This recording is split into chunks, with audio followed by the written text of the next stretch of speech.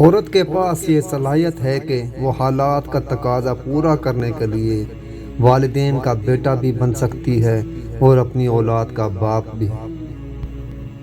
مخلص کوئی بھی شخص ہماری کیفیت اور الفاظ میں چھپی اذیت کو نہیں سمجھ سکتا۔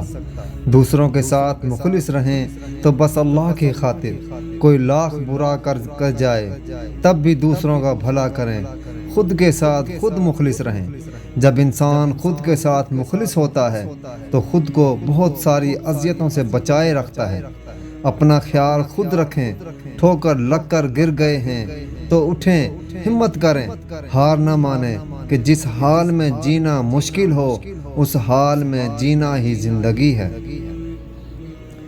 کیا اس سے بڑھ کر بھی کوئی بے وقوف ہو سکتا ہے کہ زندگی بھر ایک کتاب بڑی عقیدت سے پڑھے اور یہ معلوم نہ کرے کہ اس کتاب میں کیا لکھا ہے؟ ہم قرآن کو سمجھ کر پڑھتے ہیں، قرآن پڑھیں، ایک لائن ہی پڑھیں لیکن اس کو ترجمے کے ساتھ پڑھیں تاکہ ہمیں سمجھ آ جائے کہ اللہ تعالیٰ کیا فرما رہا ہے قرآن میں۔